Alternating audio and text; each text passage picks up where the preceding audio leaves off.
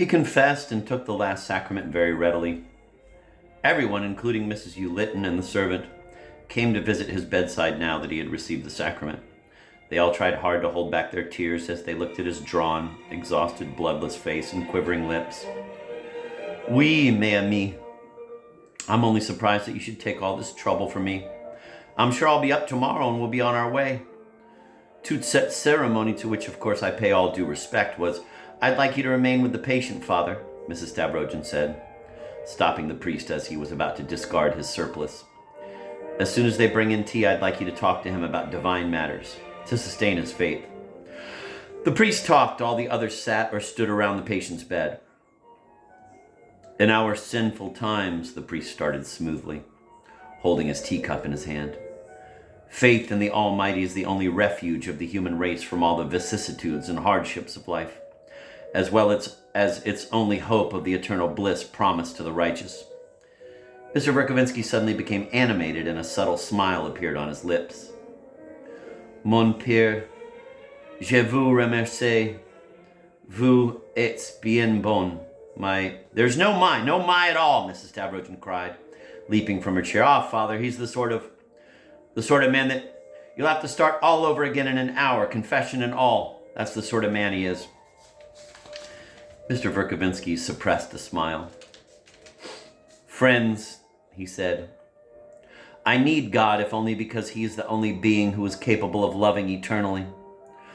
Whether he had really found faith or whether the solemn rite of the sacrament had simply impressed him and touched his artistic nature, he uttered very firmly and, I understand, with great conviction, a few statements that directly contradicted his former convictions.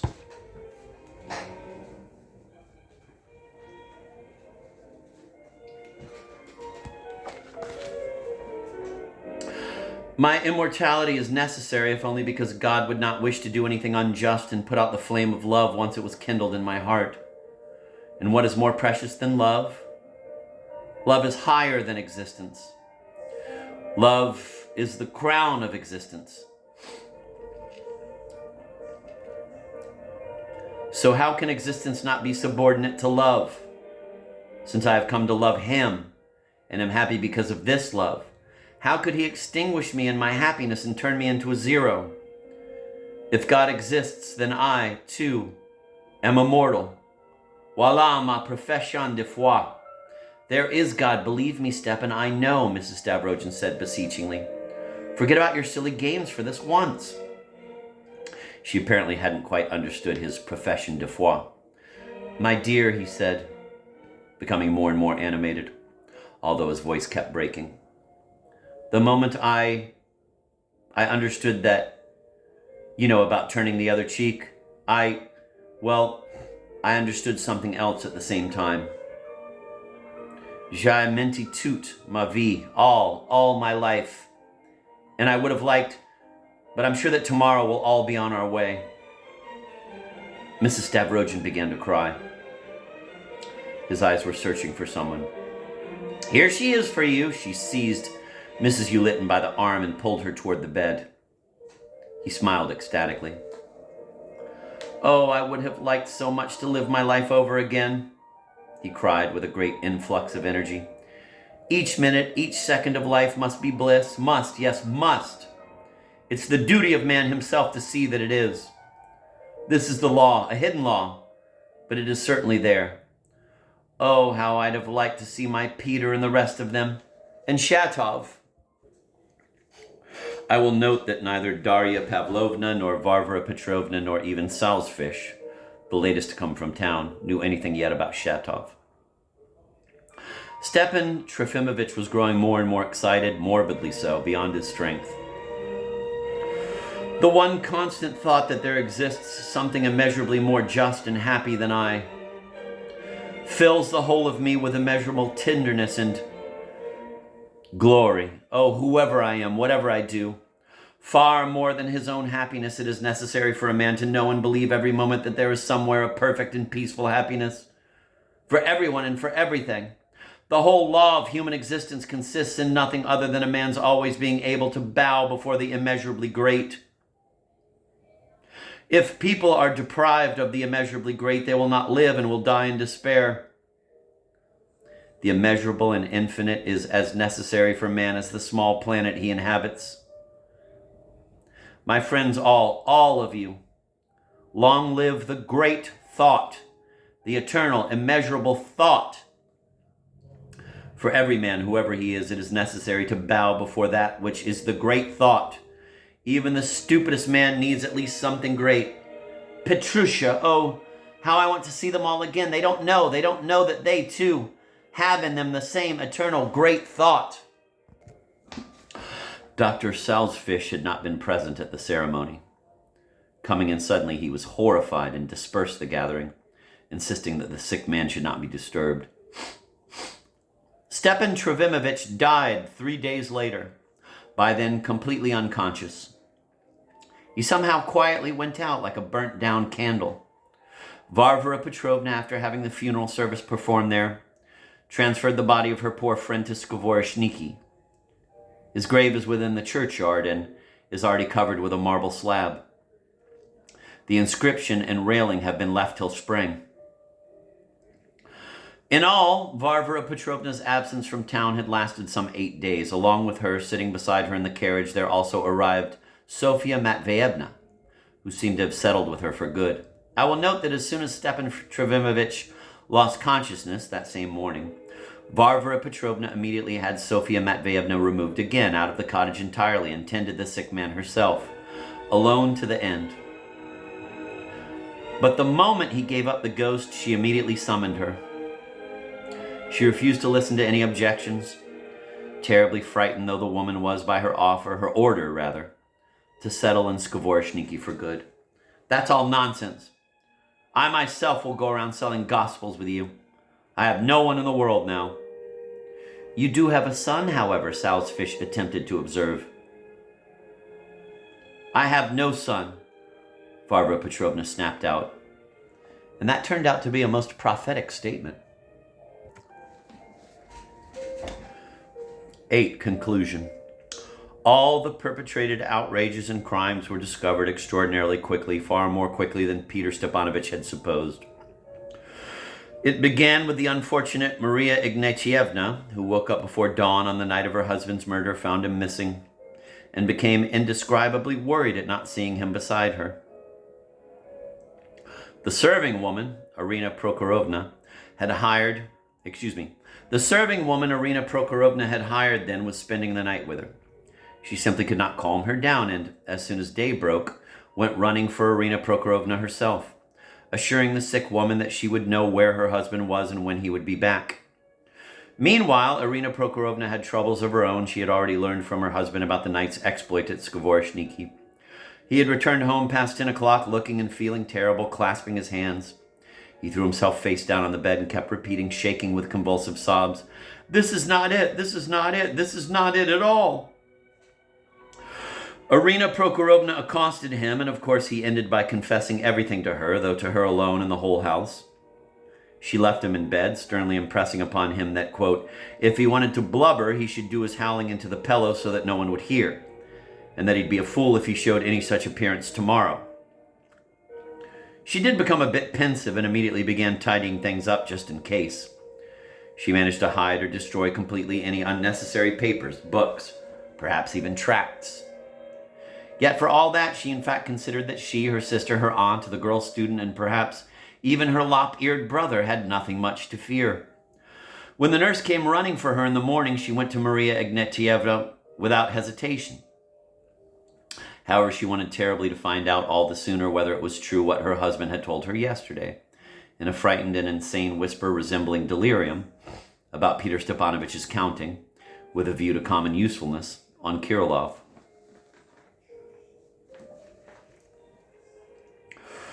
But she was too late in coming to Maria Ignatievna's, who, once she had sent the servant off and was left alone, was unable to stand it, got out of bed, and throwing on herself whatever clothing came to hand, evidently something very light and inappropriate to the season, went to the wing herself to see Kirillov, figuring that he perhaps could tell her most surely about her husband.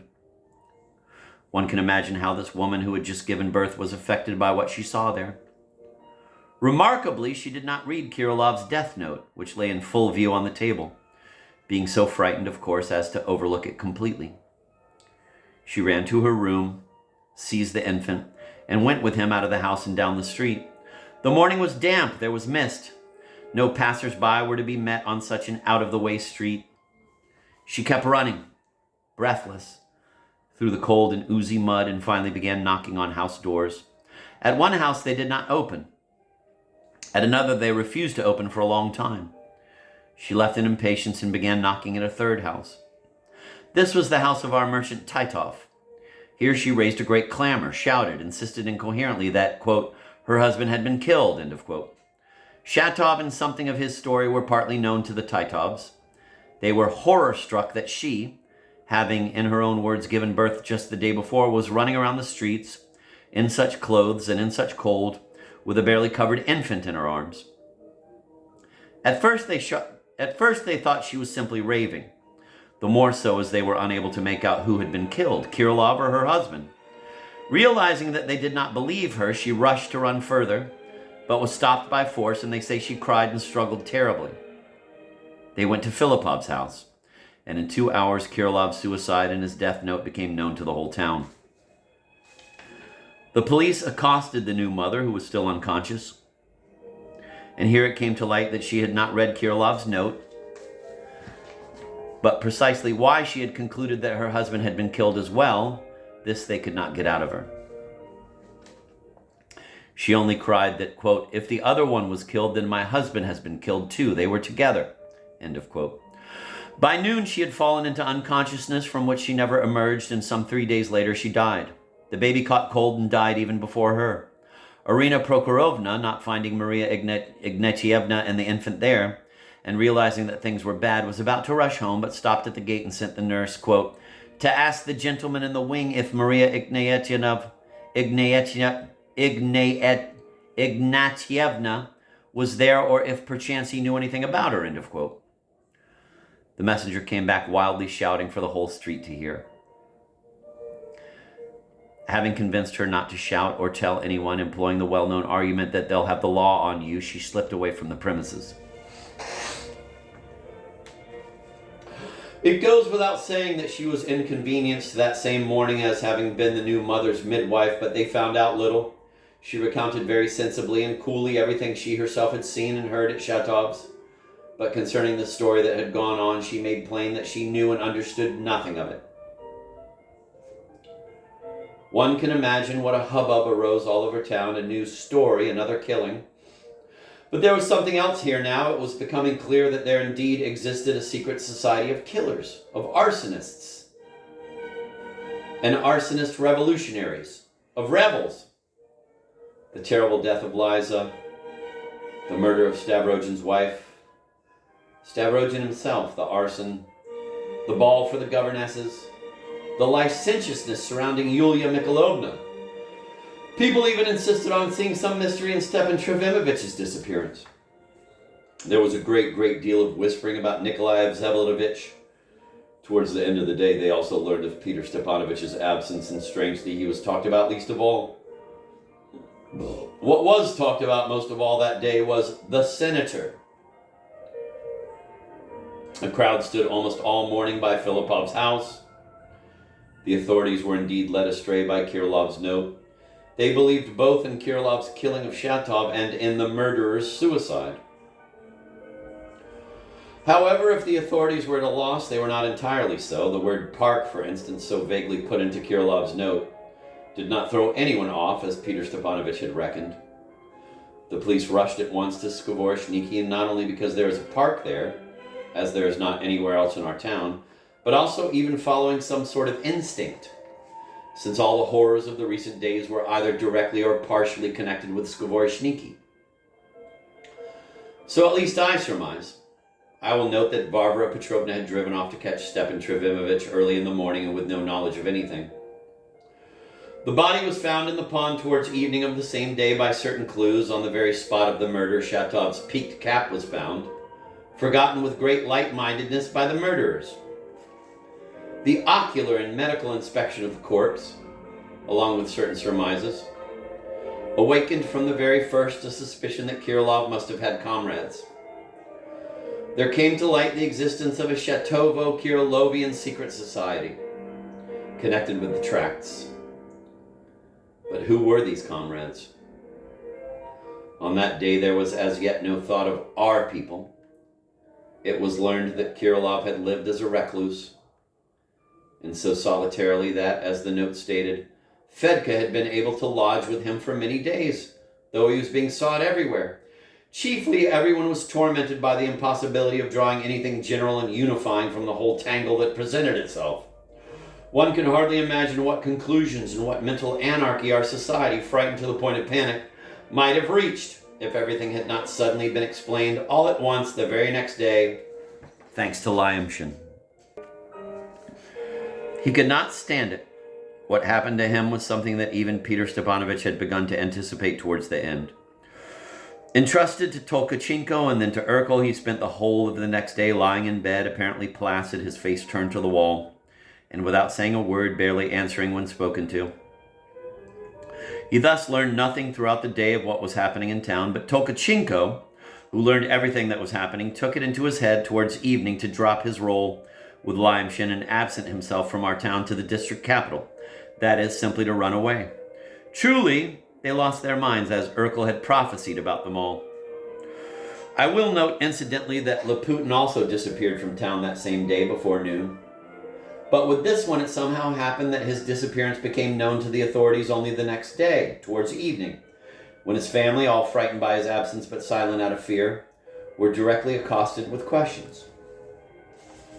But to continue about Lyamshin, as soon as he was left alone, Urkel, relying on Tolkachenko, had gone home even earlier. He at once ran out of the house and, of course, very soon learned how matters stood. Without even stopping at home, he took to his heels and ran wherever his legs would carry him. But the night was dark, and the undertaking so terrible and toilsome, that having gone down 2 or 3 streets, he returned home and locked himself in for the whole night. It seems he made an attempt at suicide towards morning, but nothing came of it. He sat locked in until almost noon, however, and then suddenly ran to the authorities. It is said that he crawled on his knees, sobbed and shrieked, kissed the floor, shouting that he was unworthy even to kiss the boots of the dignitaries who stood before him. He was calmed down and even treated benignly. The interrogation lasted, they say, about 3 hours. He declared everything, told the innermost secrets, everything he knew, all the details. He rushed ahead of himself, hastened with his confessions, even told what was unnecessary and without being asked. It turned out that he knew quite enough and had enough sense to present it well. The tragedy of Shatov and Kirilov, the fire, the death of the Lebyatkins, etc., were all put in the background. To the forefront came Peter Stepanovich, the secret society, the organization, the network. To the question of why so many murders, scandals, and abominations had been perpetrated, he replied with burning haste that it was all, quote, for the systematic shaking of the foundations, for the systematic corrupting of society and all principles, in order to dishearten everyone and make a hash of everything, and society being thus loosened, ailing and limp, cynical and unbelieving, but with an infinite yearning for some guiding idea and for self-preservation, to take it suddenly into their hands, raising the banner of rebellion, and supported by the whole network of fivesomes, which would have been active all the while, recruiting and searching for practically all the means and all the weak spots that could be seized upon. End of quote. He said in conclusion that here in our town, Peter Stepanovich had arranged only the first trial of such systematic disorder, the program, so to speak, for further actions, even for all the fivesomes, and that this was, in fact, his own, Lyamshin's, thought, his own surmise, and, quote, that they must be sure to remember it, and that all this must be duly pointed out. How he'd explained the matter so frankly and well-behavedly, and could therefore be very useful even in the future for services to the authorities, end of quote.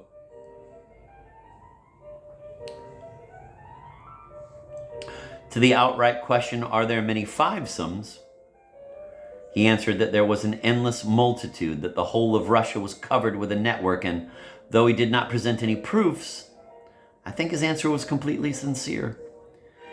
He presented only the printed program of the society, printed abroad, and a plan for developing a system of further actions, which, though only a rough draft, was written by Peter Stepanovich's own hand. It turned out that with regard to, quote, shaking the foundations, end of quote, Lyamshin had quoted the paper verbatim, not omitting even periods and commas, though he had insisted it was merely his own understanding.